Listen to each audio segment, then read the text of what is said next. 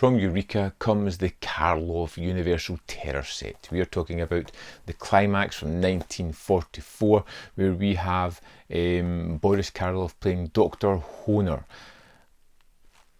a theatre physician, it seems as though, and at the start we kind of have him remembering back to a time where his love, a main singer, says that she no longer loves him and is going to leave. He can't handle that and kills her.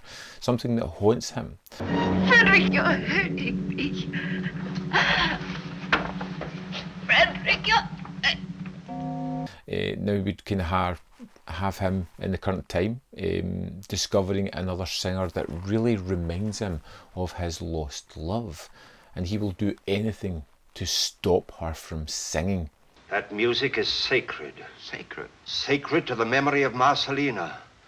No one must ever sing it again. Do you hear? No one. This is one of those movies that had kind of strong Phantom of the Opera vibe about it, but not as good as that. It's very colourful. It looks in your face. The production standards are nice and fun. Karloff is almost relegated to a supporting role here, although he is the main antagonist of the film.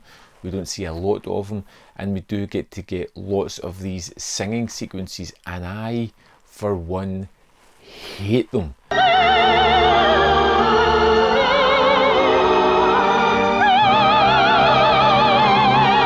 I hate these kind of singing performances.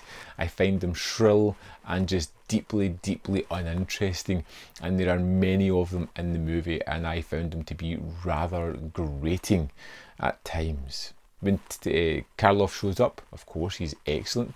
He has that maniacal nature, he has that desperation and passion behind him to try and stop this singer.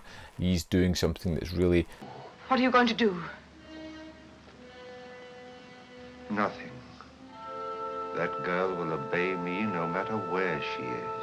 Twisted and out there and devious and destructive, and he doesn't matter because he just doesn't want this woman to remind him of the horrors that he has committed. I like that aspect of the story, but we focus so much on the young singers, the kind of disharmony and amongst this theatre group.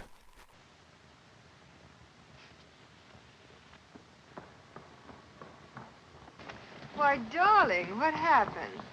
As the older singer is being pushed out, replaced by a younger new generation, it just feels as if it plays more for the drama and for the musicality of it rather than for the horror of the set piece. And it's one movie that I just found a little bit tedious, a little bit long-winded.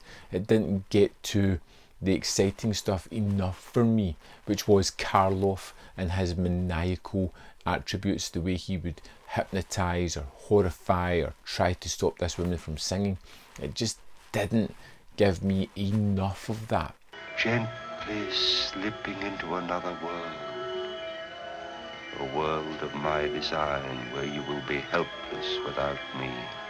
You get a kind of love story at the heart of this as a young man falls in love with our new main singer, which I found to be tedious, a little bit boring, uninteresting. And it feels kind of sad to say that about this movie because there was aspects that I loved, everything Karloff, but there was lots of stuff that I just found to be uninteresting. Like I said, that singing practice is so shrill and just hurts my ears. Not my kind of style, and something that I find kind of horrifying. This movie definitely leaned more towards the drama and less towards the horror, which I really didn't appreciate, but the production standards, fantastic. Karloff's performance, pretty good. Not great, but pretty good. Adds a lot to it. Overall, a little bit long-winded. One that I don't know I would rush back to check out again. A kind of one and done for me. Seen it, didn't overly love it. Let's hope the other ones in the set are a little bit better.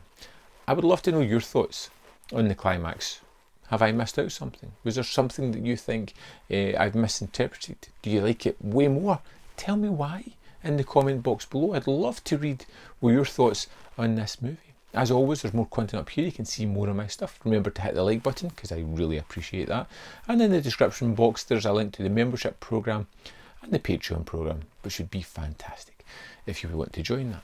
Thanks for watching, and I'll see you next time on Man v Film.